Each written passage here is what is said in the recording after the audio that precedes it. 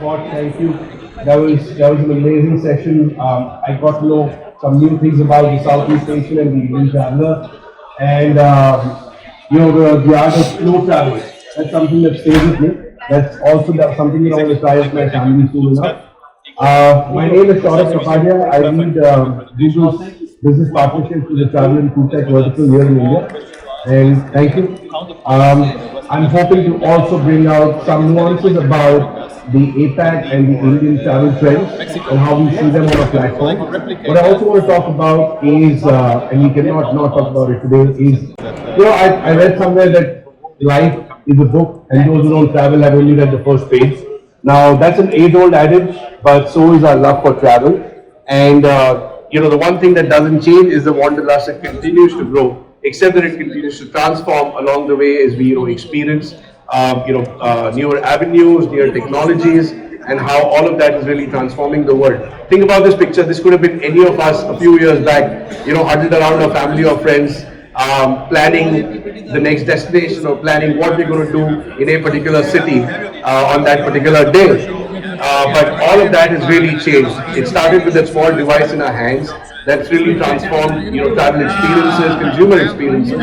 But more importantly, if you see how AI is transforming things today, it's moving at a rapid pace. Things are changing almost on a quarterly basis. It doesn't even take about a decade for us to, wait for the next big innovation.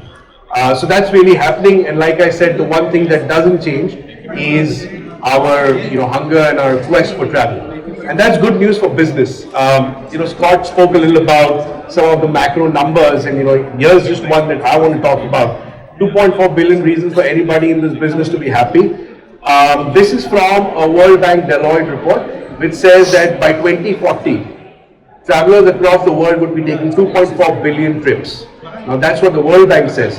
The way we see it on our platforms is no different, right? We've seen the interest for travel grow at a tremendous pace. Almost 35% year over year in 2024, and stabilizing in double digits on a very, very, very high base even today. In fact, if I had to give you a number, in India today we see 7 billion travel-related queries on an annual basis. That's a huge number, right?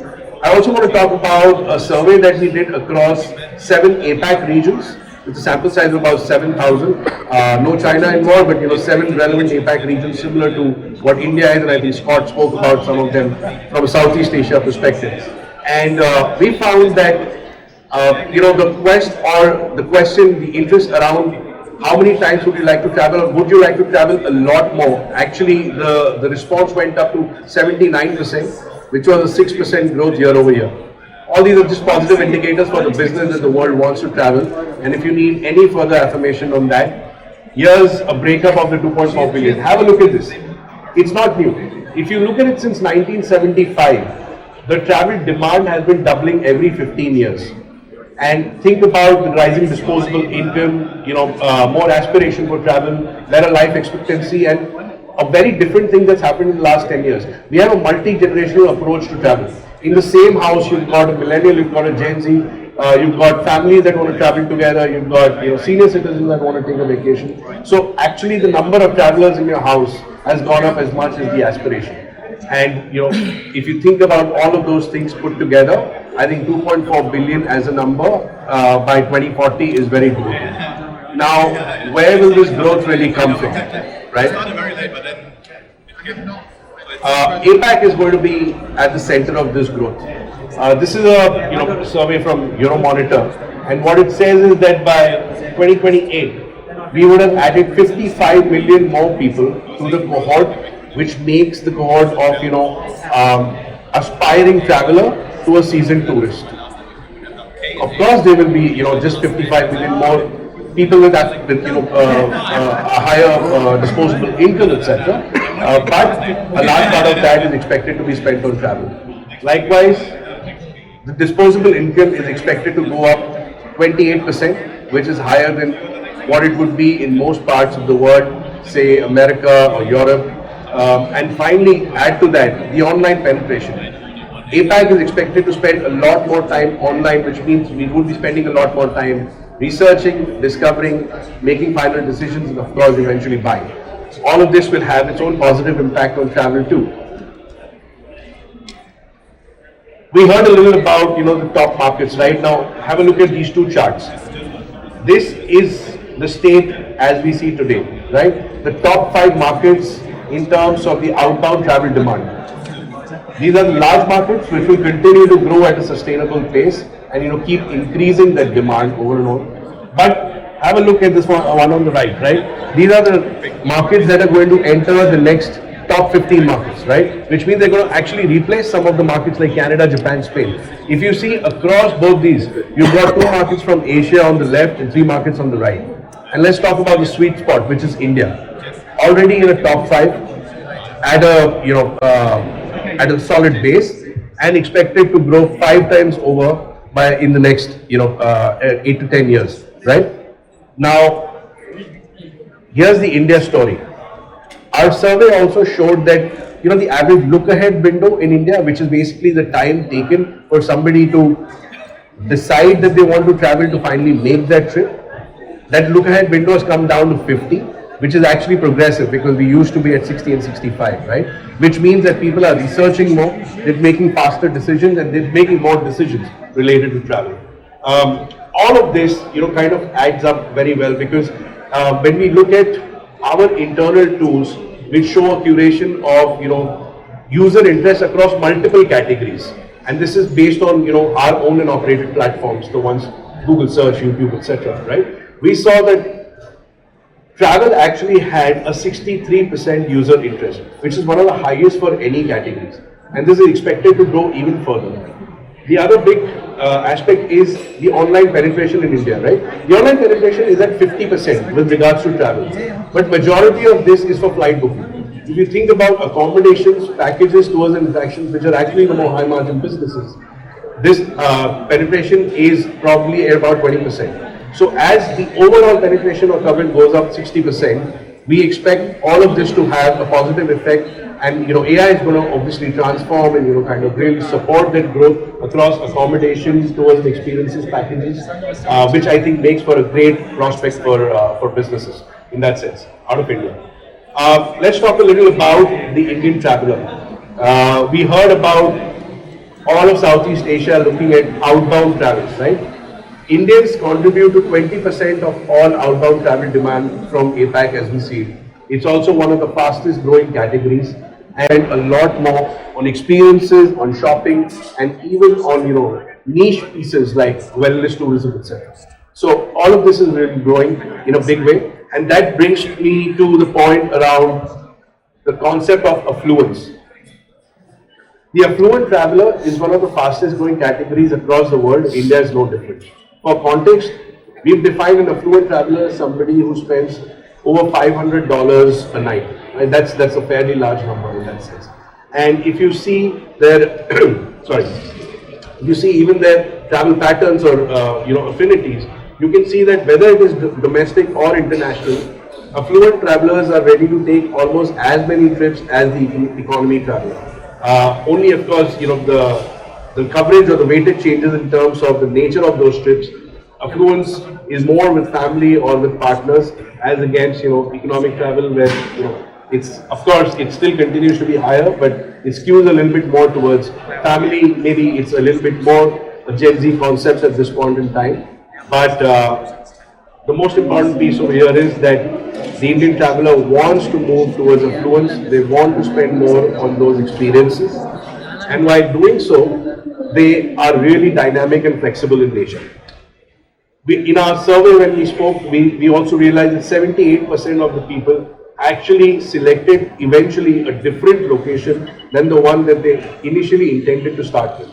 And all of this happens because throughout the journey, the Indian user or the Indian traveler is actually today going through 6 different touch points, getting influenced across 6 different touch points. These are visual in nature, these are search based, these are influence based.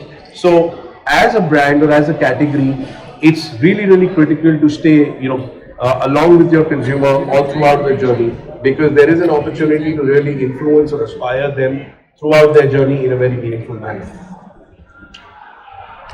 Before I move forward, just to summarize this, like I said, the Indian traveler is aspirational in nature. They are looking at destinations.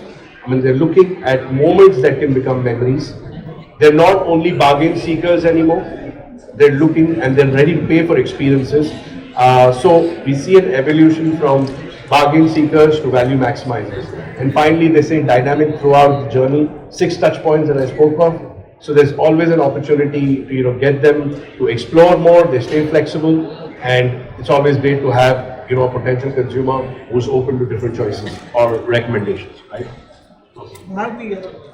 Now, having said all of this, the entire travel search or the format is sort of complex in nature, right? As you can see on the right, 60% of the travelers actually decide the entire process without any intent, or actually without any decision in mind. Surely, there is an intent, but they don't know where they want to go, right? They're spending over 5 hours and over 45 days researching this entire piece before they make a final decision on where they'd like to end their journey on. And while all of this is happening, we've seen that, okay, maybe I can talk about one more piece over here before we move to the AI thing, is that even the patterns of search are changing in a big way. You would have probably seen it in your own approach today, right? We've moved from a very process-driven, carefully chosen keyword format to a more natural conversational format with our search bars, where we've seen that users are actually typing as many as 18 words to figure out a particular query. Now, that's also happening across different platforms. For example, on Google Lens, already year to date, we've seen over 100 billion visual searches. That's a 65% growth year over year, and surely a lot of them belong to the travel category, but most definitely 20% of them come with a commercial intent, right? Circle to search, if you've tried it on your phone, that's available on 250 million Android devices and counting. And of course, AI, we all know, is kind of really changing the way we approach almost any other use case, and travel is no different. I'll talk a little more about how this is happening. I already said that we are seeing a more conversational approach to searches, almost 16 to 18 words, and that's making actually the entire process a little more natural, right?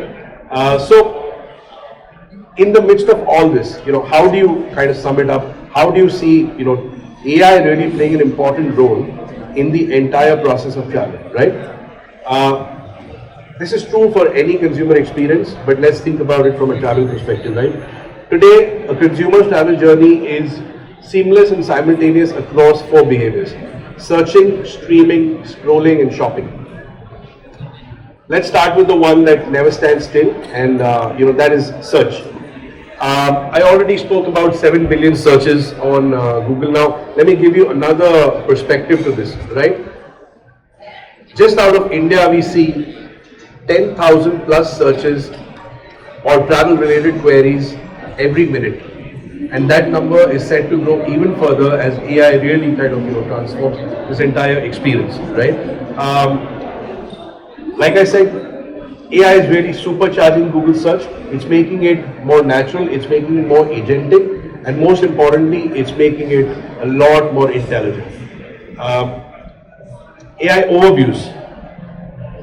So, as we see it today, AI overviews are being used by 1.5 billion users on a monthly basis across 200 countries and 40 languages. I think it's fair to say that Google Search is bringing the power of Gen AI to users a lot more than any other product.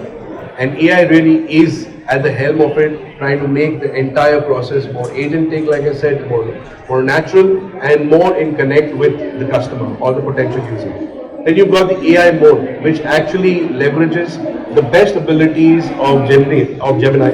And we've seen this really expand over AI overviews through multimodal capabilities to answer the toughest questions. AI mode today is being used actually to compare destinations, to compare experiences in a destination, to prioritize restaurants one over the other if you are in a city for only 1 or 2 days. And most importantly, it's helping you plan an entire trip. All of that is happening here, right? Okay, moving to streaming. Streaming means YouTube.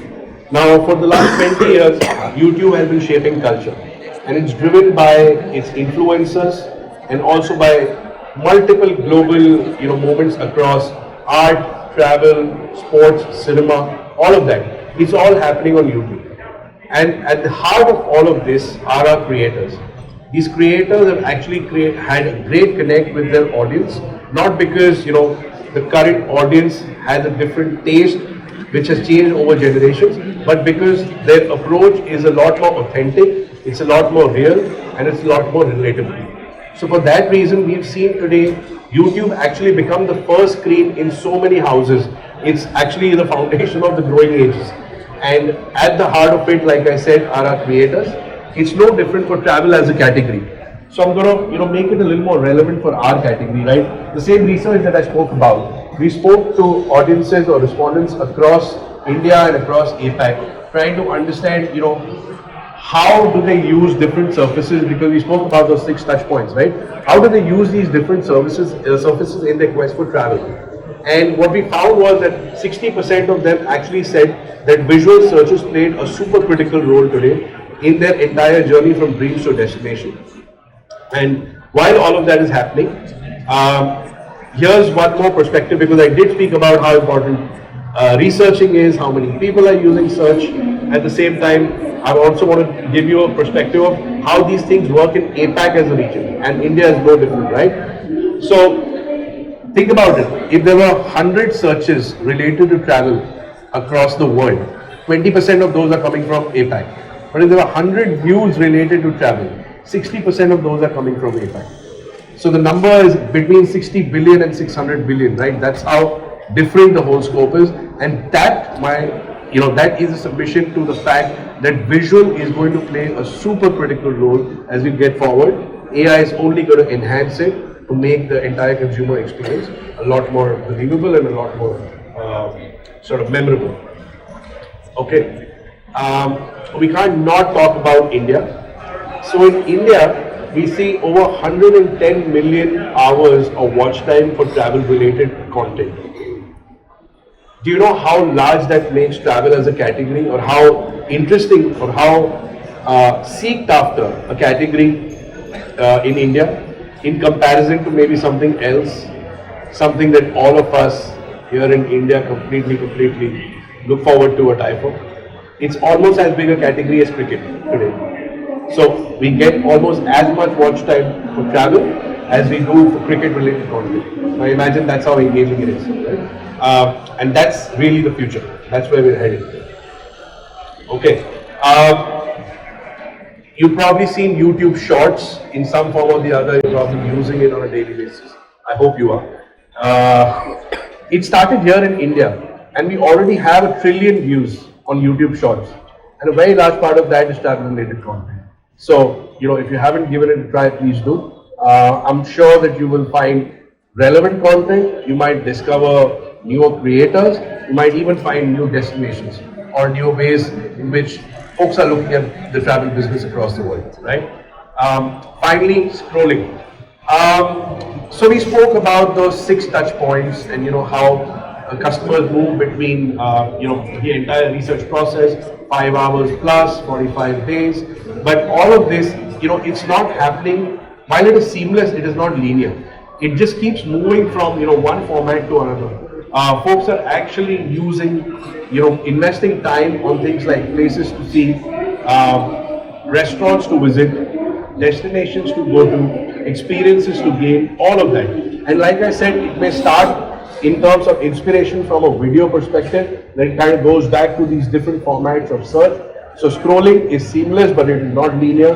And if you want to create a great consumer experience, important for creators, for brands, for businesses to stay with your potential consumer through these journeys. All of that at one point in time used to be complex, time consuming, definitely capital intensive, but AI is making all of that much simpler. Take for example VO3 today, right? It's a different example, but I'll give it nevertheless, because it's literally something any of us could use for our businesses, if not for our personal use cases. VO3 has actually helped some of the biggest travel companies in India bring down the production cost by 80%, reduce the pay or increase the pace by 70%, and the entire concept of engagement, which is what we call the view throughs, or an entire video view, has gone up 6x for them. So that's actually true for multiple categories, but it's working beautifully for travel as a category. Coming back to the format of scrolling. Like I said, it's one of the things you want to be across all of these formats. They come, I mean, access to all of them has become fairly cheap, fairly easy today, and it's a great way to sort of stay in touch with your customer. Finally, shopping. Now, we're yet to sort of really evolve the right shopping formats, but I'll give you a picture. I'll give you an imagination of how it works. However, like I said, AI is really just like everything else, it's transforming the shopping experience also. Add to that the expansive consumer data or the shopping data that's available. You can put all of that together to create an agentic format which is really, really solid on recommendations, relevant, and can help you make quicker decisions. Here's a different example, right? Think about buying a rug for your house. You've got grey couches, a white wall. Maybe the traffic in your house includes some paws and messy feet. So all sorts of things are going to happen on that rug, right? AI can actually help you sort of find not just the right shade, but the right material, etc. And all of this is going to start working even from a travel perspective, right? YouTube shoppables. Now imagine a situation where you've got a creator visiting a destination, either staying at a hotel, eating at a restaurant, or taking a tour experience or a package. And he's got millions of viewers, watching him or her do it real time. And while that is happening, they also give you the option of clicking on a button and making that trip your own. So that really is the future. That's how it's going to work. In summation, if I could just tell you, like I said, search is really transforming the way we look at our trip planning. Video is really going to be the growth catalyst for inspiration and decision making. All of this is going to be assisted by multimodal and agentic AI, which will create a great consumer experience, and all of this will happen in a privacy-centric manner. And the most important thing, this is all accessible, it's open, it's available to all of you. So, please do try it. Google, of course, is committed to help you in this entire journey, because we don't want to just help you build better ads, we want to help you run a better business. So that's all from me. Thank you. I'm just going to leave you with, sorry.